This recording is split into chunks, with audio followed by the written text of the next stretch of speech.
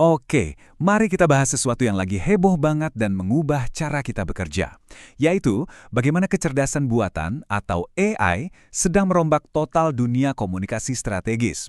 Ini bukan lagi masa depan ya, ini adalah realitas profesional kita sekarang juga. Anda pasti sering banget dengar kalimat ini kan? Di mana-mana orang bilang, tenang aja, AI itu cuma alat kok. Kalimat ini tujuannya biar kita semua merasa aman dan nggak panik berlebihan. Nah, tapi ini dia lanjutannya yang sering orang lupa. Ancaman yang sebenarnya itu bukan datang dari mesinnya, tapi dari rekan kerja atau kompetitor kita yang lebih dulu jago pakai AI.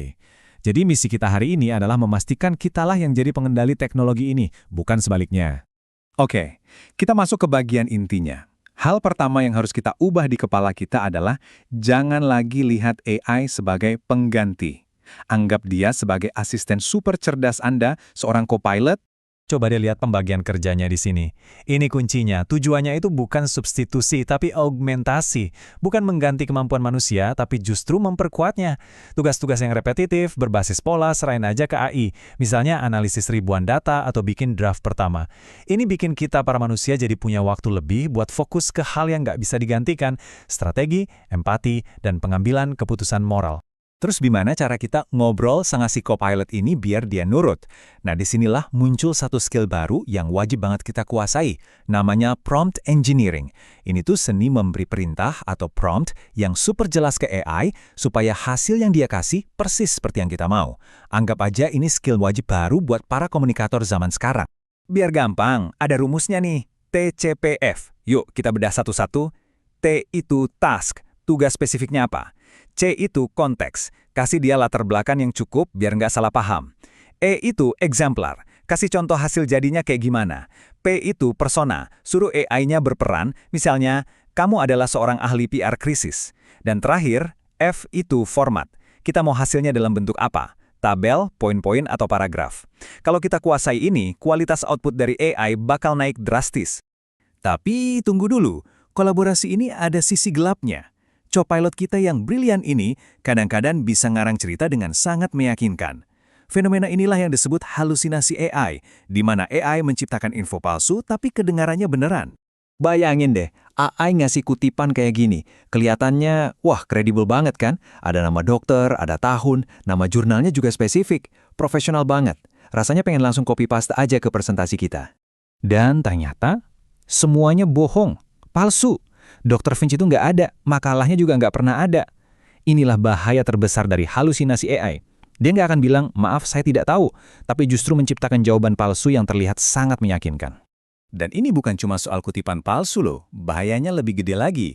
Ada risiko deepfake yang bisa menghancurkan reputasi, ada pencucian informasi di mana hoax disebar oleh bot biar kelihatan sahih, dan tentu saja, siapa yang bertanggung jawab secara hukum kalau kita pakai informasi hasil halusinasi AI?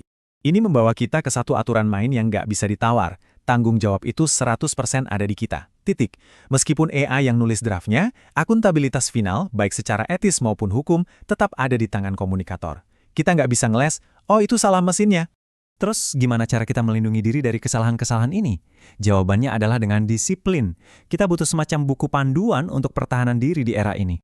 Ada satu metode keren dari dunia jurnalisme, namanya shift. Gampang diingat, S itu stop, berhenti dulu, jangan langsung percaya atau disebar. I itu investigate, selidiki klaimnya, cek, emang beneran ada sumber yang disebut AI itu? F itu find, cari berita atau liputan lain dari sumber yang kita percaya. Dan T itu trace, lacak kutipan atau datanya kembali ke konteks aslinya. 4 langkah simpel ini adalah filter kualitas kita.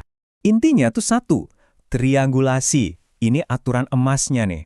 Jangan pernah, sekalipun, bergantung pada satu sumber, apalagi kalau sumber itu AI. Selalu pastikan setiap fakta penting itu dikonfirmasi oleh minimal 3 sumber lain yang terpercaya. Cuma cara ini yang bisa menjaga integritas pekerjaan kita. Oke, pertahanan udah beres.